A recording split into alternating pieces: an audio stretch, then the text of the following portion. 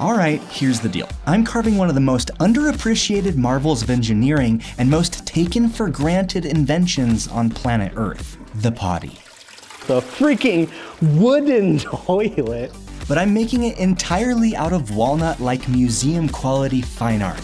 Yes, you might think I've officially lost all my marbles, but I mean, who can blame me? We've ignored this piece of quote-unquote furniture for too long, so someone had to do it. Let's find out how insanely hard it is to make. The beast.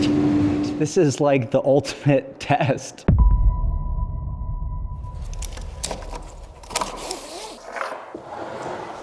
If you clicked on this video, then congratulations, you're in for a treat. This production will remain mature and family-friendly, but, you know. First of all, I can't even believe that I'm going to be using all of these boards for this project, especially because this build is only going to be about this big. But I am very excited because there are some amazing boards in this bunch. So as silly as this is, I need one massive lower block and a smaller upper one.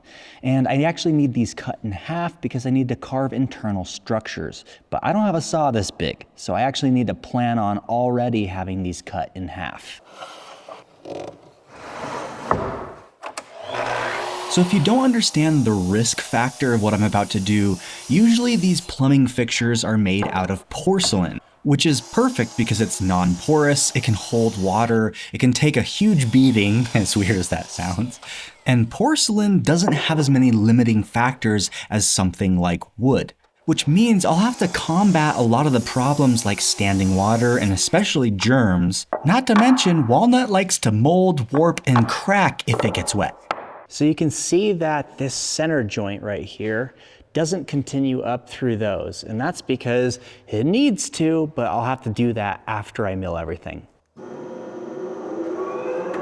Last video, I didn't even have access to my large machines, so if you remember, I was hand jointing everything, and it was a lot more work than usual. And that's because I didn't have 3-phase power yet, mainly because this is a residential shop that I moved to, and my last industrial shop is where I had the 3-phase power. So did I screw myself? Well, not really. I did a bunch of research and ended up coming across this solution for my type of scenario. I bought something called a digital phase converter, and all it does is it converts my single-phase power into perfect 3-phase. By the way, Phase Technologies is the genius behind this. So I'm very happy to be able to use these machines because milling all of this by hand would just be absolute nuts.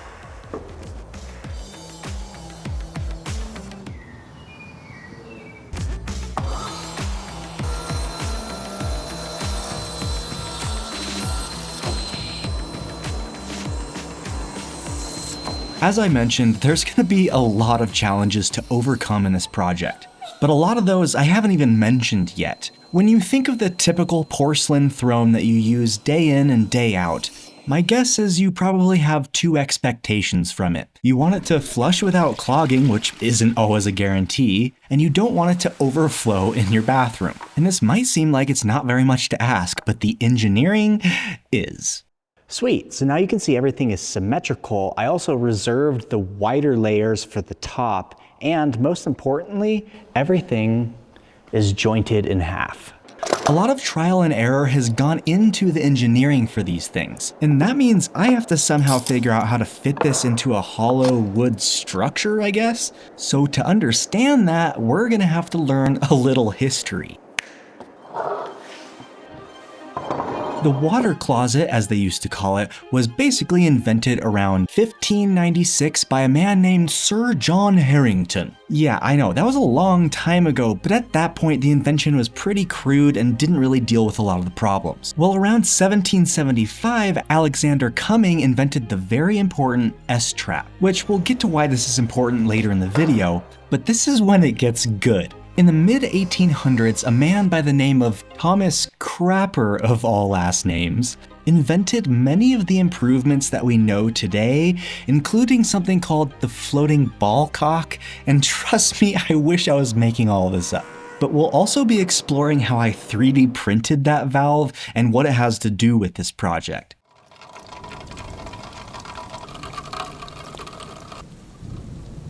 All right, now that all these face joints are absolutely perfect, it's time to actually get these things glued up.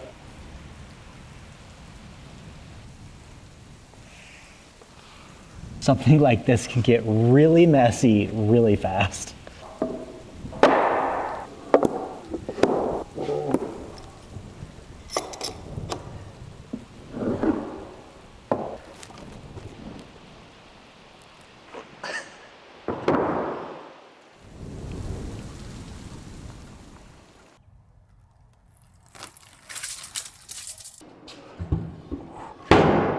Wow, these things are gonna be so heavy.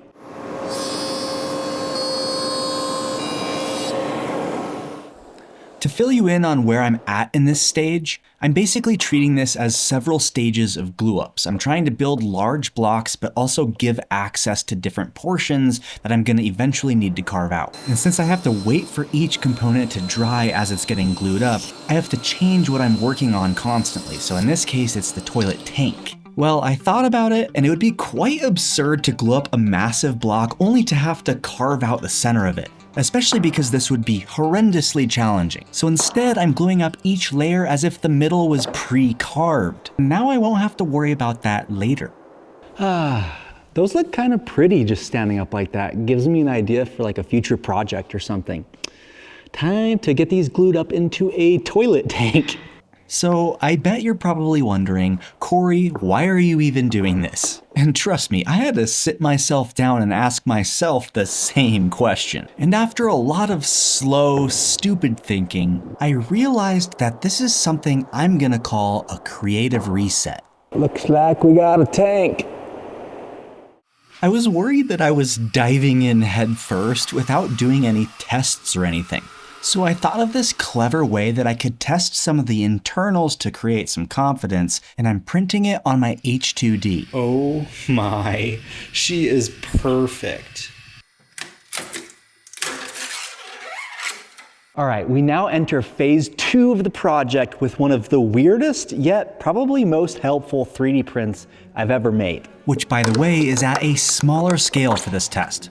This silly thing of all things is the inside of a toilet so that I can test this exact shape before I go carving it into a solid block of walnut. All right, so I printed this thing out of translucent PETG so that we can see what's actually happening on the inside.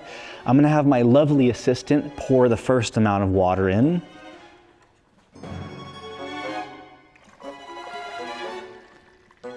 Perfect. So this is about what a normal toilet sits at, because as we pour more water in, this will actually fall over this peak here and create a siphon and pull everything out. Now slow. Perfect. It worked just like it was supposed to. I even heard the siphon go. So now we can test a number 2. Thank you. I'm gonna plop those in. It is wood, so they are floating, but let's see if it works. Oh, the number 2s went down. That's exactly what we want. All right, we got our more dense number 2. This will be the final test, I promise.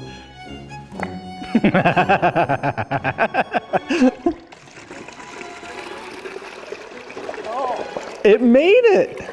All right, apparently it didn't make it. It's actually right here, and it's because the clay is so hard, it can't like go through the pipes. Oh, there it is.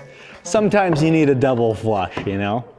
So now, taking that knowledge, I can laser cut some templates to actually produce this thing in real life. And to do that, I was actually able to upgrade my Bambu Lab H2D. Did you know that if you bought the non-laser version of the H2D, you can actually order a laser upgrade kit that gives you new safety glass and either a 10 watt or 40 watt laser? as well as various other components to complete the upgrade. Like for instance, watch this. This is pretty cool. Let's say you're running short on time and you forgot about your friend's birthday. So you just plop a piece of wood in the H2D and laser print a photo onto that piece of wood. And within 15 minutes, you have your gift finished and you can head to the party. That's insanely nice. You can see his leash clip perfectly, the juiciness of his eye. I mean, that's insane. No, actually, do you want to see insane? This is insane, and it's printed with the H2D's dual nozzles that can quickly switch between even the most complex engineering filaments. By the way, this model was just downloaded off of Maker World like a lot of other models you can download. And I cannot thank Bambu Lab enough for being willing to sponsor a project like this. And if you want, if you use my link in the video description, it'll let them know who inspired you, but also support this channel so we can make more epic things like this. All right, there we are, a full-sized laser cut template. But first, I have to see how much this thing weighs. It is 260 pounds. Alright, we have two halves of the main bowl, which is essentially the part you sit on. And I basically have to carve that 3D print you saw earlier into these two halves reliably.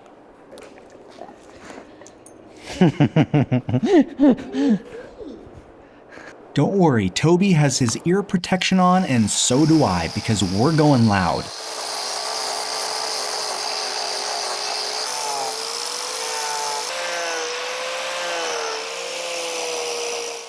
I originally thought about using the CNC to carve this portion, but I figured it needed a true artist's touch. And who knows, maybe I have some of Crapper's blood in my very veins, which in a way might make me the chosen one to fulfill this destiny. And this idea, this creative reset as I called it, is starting to break the metaphorical rails of what I think creativity is. You're covered in sawdust again.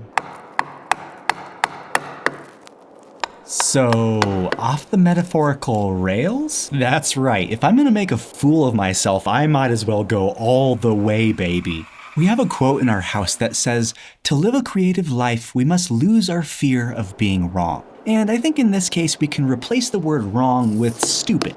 In other words, when I started this project idea, I definitely had to release my fear of looking like a dum-dum. Because heck, if you bring an idea like this to your YouTube focus group, and the reaction you get is this,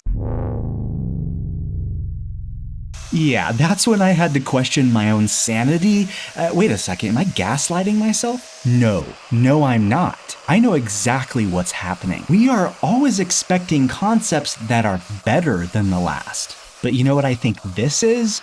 It's different. It's taboo. Okay, maybe that's obvious. But here's the chicken to your dinner. Sometimes different is better than better. And sometimes you just have to flesh out some of the bad ideas to find the good ones.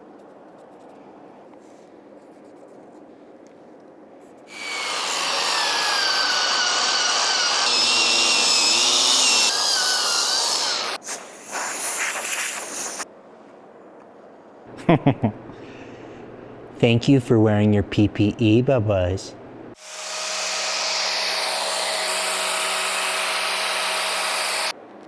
In case you haven't noticed, I'm spending a lot of time refining this exact part of the build. This is the S-trap that we talked about earlier, and if I screw this up, then it simply will not flush correctly. In fact, from my research, apparently if it doesn't flush correctly, it can siphon weird and spit back at you, which I don't think anyone wants.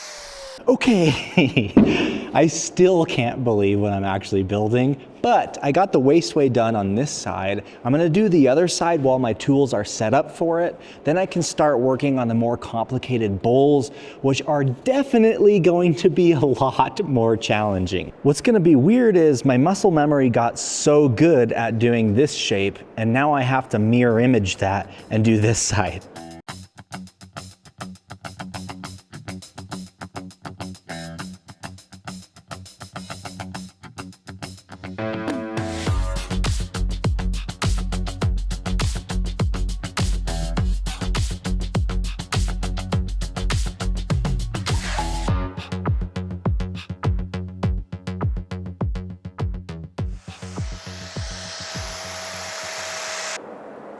With that satisfyingly sculpted S-trap complete, we can start turning our attention to the main bowl. And I know this is going to be a surprise to you, but they don't really put plans for this stuff out there. I found exactly nothing to go off of, so you can imagine I just had to awkwardly measure the one I had at my house. And now, as easy as it looks, I just have to start carving without any screw-ups. Or at least, not too many screw-ups.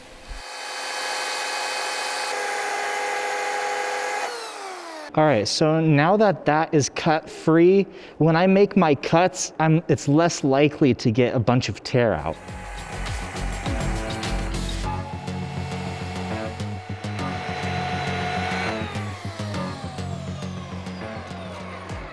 That's a good boy.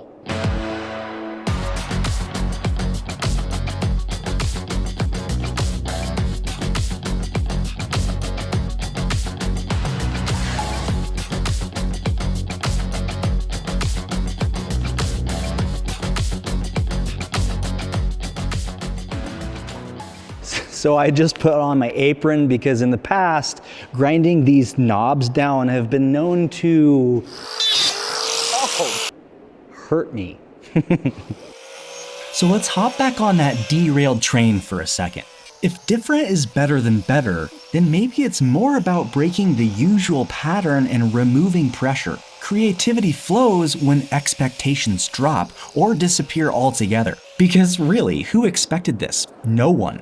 I don't really have to live up to anything, because after all, we are making a toilet out of wood here. And the only people I have to live up to are Cummings and Crapper. And as this sculpture unfolds, I really do think that they'd be proud.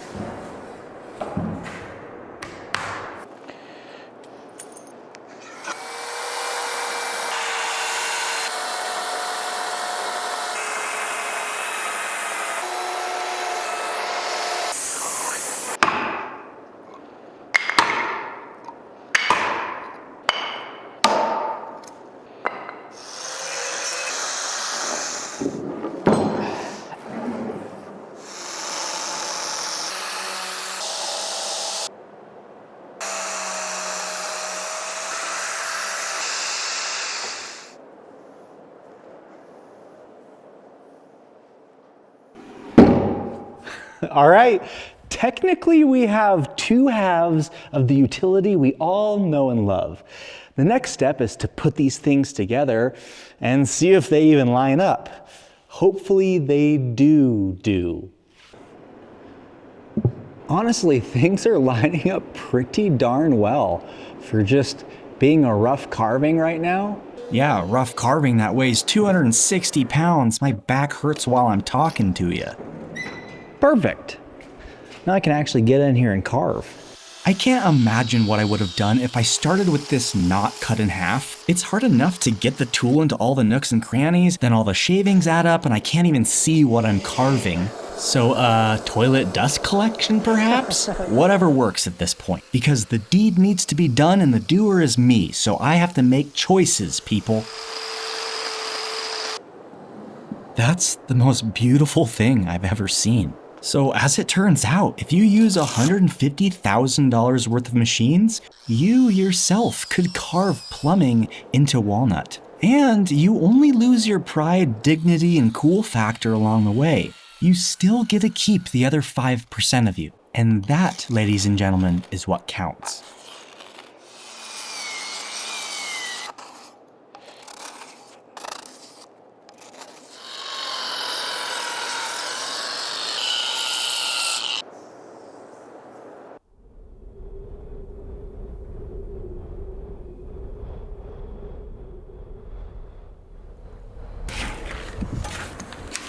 All right, you can see the difference between the unsanded and the beautifully sanded.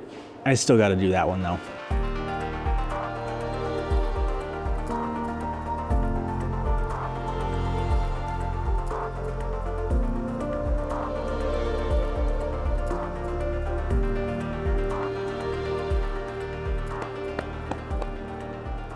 So without perfecting everything right now, I have to do something that I've been a little worried about. Bob Ross would call this... This is your bravery test.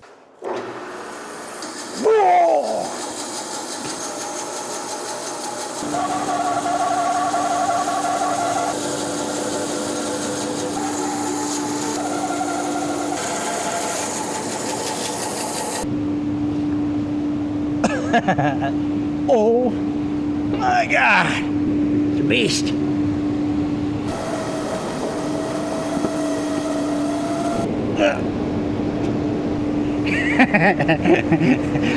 Easy.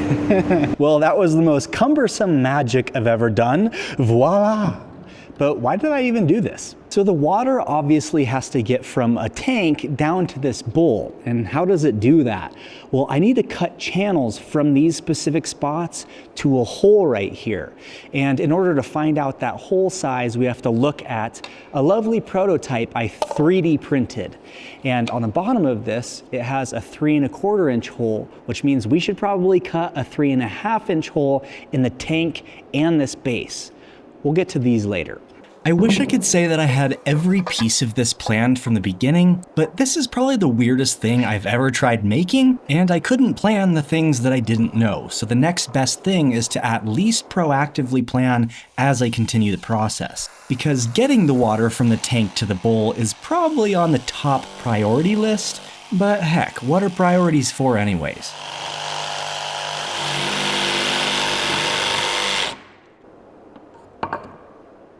Oh my God, look at that taper. Wow. Basically just burned its way through.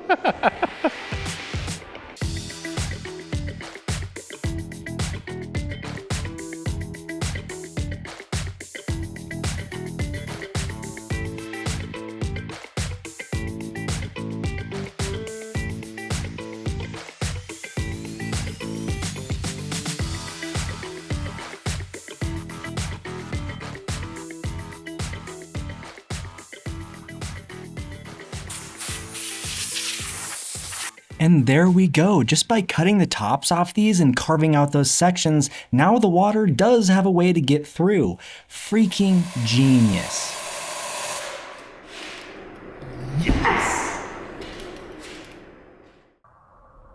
It's been really cold lately, and it makes for a really nice silent ambiance outside and in the shop. I have no music playing, and even with the noise of the sanders, it just feels relaxing right now. Maybe because I'm relieved from finding a solution and now I can move forward, or maybe because it's the quiet before the storm. Hopefully not that one.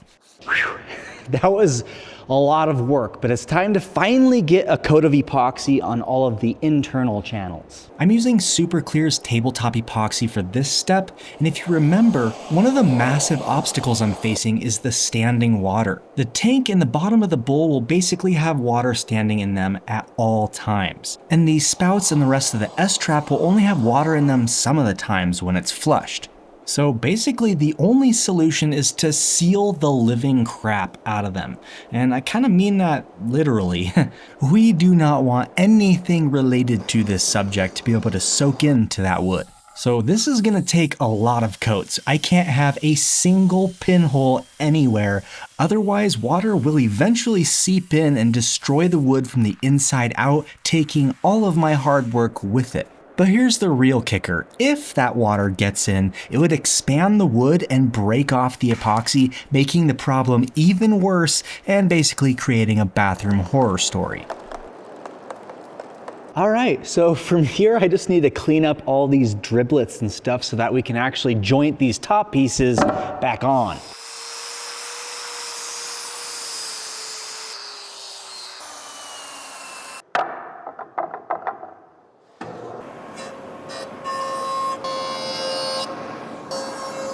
This is a good chance to check how thick of a layer we got on there, and it's not too bad, but I should probably add another coat as I connect these two halves together. And that's exactly what I'm thinking in this instance, so I'm actually forgetting to do something very important. I just realized that I forgot to do the dominoes on this piece. Whoopsie whoopsies.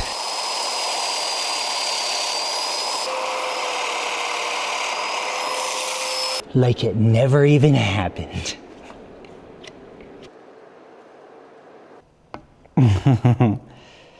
It's so slippery, it's hard to get in. Yeah, what was that song that sounded like the Macarena?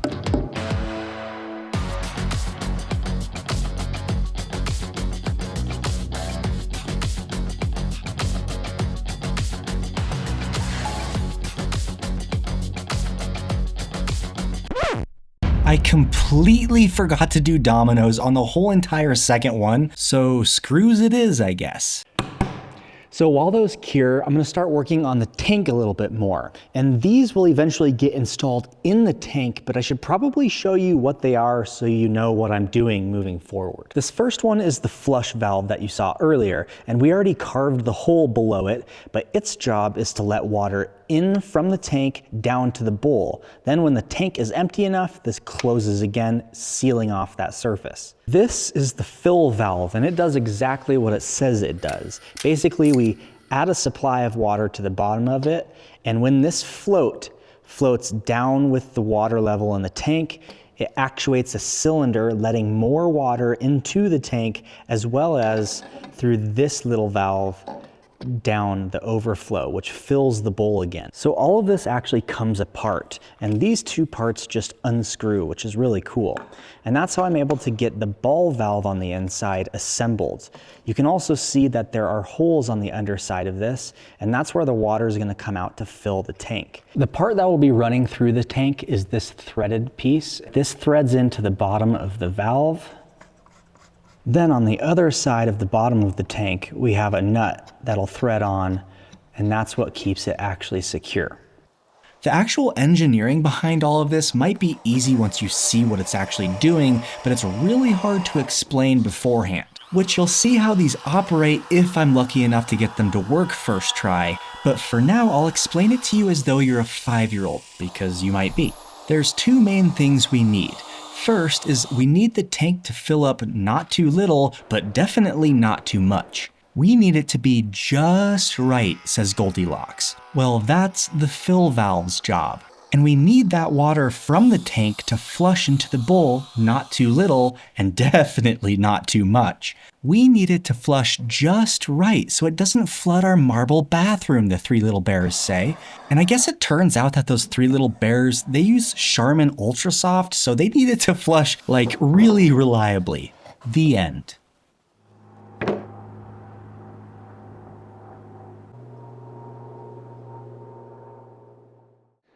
All right, let's get these puppies unclamped. Dude, I have got to get that fixed. This is 100% gonna be maxing out my jointer.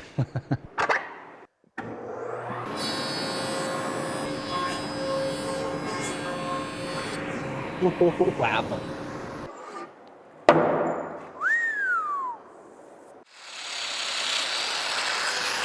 And I actually remember to do dominoes. Ready, set, go. I feel like I'm forgetting something right now, and I don't know what it is. Oh well.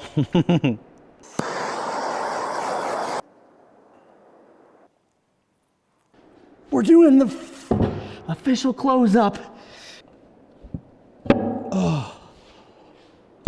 Oh yeah, that's nice.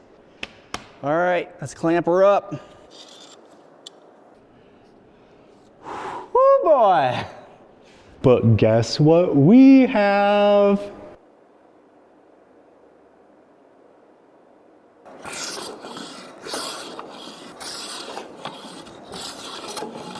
This outlet right now really isn't very important. I am going to route something called a horn, which I'm not going to completely carve it to its final shape because I need as much material on this bottom face as possible. This thing is really heavy and it's going to be sitting on that bottom face during the rest of the carving process.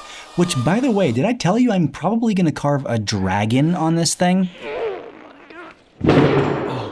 Oh, you heard me all right. On the sidelines, I've been sculpting a clay model of what I want this thing to look like. And I still have some final tweaking to do, but I definitely don't want to spoil the surprise. Just know that if you thought up until now that this was going to be some ordinary toilet, then boys and girls, you thought wrong. And if you want to see all the juicy behind the scenes, go to our Patreon because we have all of that content there.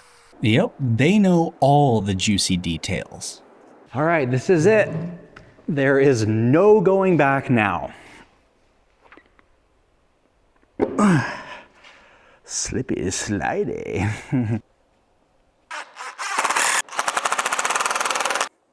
By the way, I just wanted to say I really hope you've been enjoying this video. I've put a ton of work into this, and trust me, I'm going to be having toilet dreams for like the next 2 years. But this really is my passion, so by way of sharing it with you, I hope you can feel that same experience as well. So at this point, I got it unclamped, and I kind of want to see how much weight I took off by carving the internals. It's 231 pounds, so I only took off 30 pounds carving that. I was hoping I took off more. Now it's just time to test it with these prototypes. Literally everything I'm using is 3D printed and just with PLA at the moment. These prototypes just need to show a proof of concept for now, and then I can refine them later and ultimately use a higher grade plastic as well. The fill valve has an internal ball piston, but it has to be put together inside the unit. That way it's held captive and works correctly. Perfect. Even though it doesn't really matter, I'm going to put some thread tape on these things so that I don't have a whole bunch of leaks, because that might skew the results. And we wouldn't want to skew any results on this scientific test. Oh no. But guess what? Let's do this. Well, now I have a water source, we have everything installed. I really want to see if this thing flushes. So the question is, does a wood toilet actually flush? Yodelay! All right, it's filling up. It's filling up. It's a little spitty, but we have water. And this is starting to fill up too. That's fantastic. That's working like it's supposed to. Mainly because the water is coming out of this, which fills the bowl. And then we also have most of the water coming out of down there, like I said, and that fills up the tank. And the floaty floater is supposed to be the other way, like that. And it's floating. Pause. This is actually miraculous. I haven't tested a single thing before this point. Continue. So everything's working somehow perfectly, which is so weird because it's a 3D printed internals with a freaking wooden toilet. Let's see if it turns off. This will be interesting. Oh my gosh. It turned off. It's leaking just a tiny, tiny bit. That's impressive. It actually stopped. All right, so I have this stick and I'm gonna just grab that and flush it once for this test. All right, here we go. I hope this works. Oh my gosh. What's the verdict?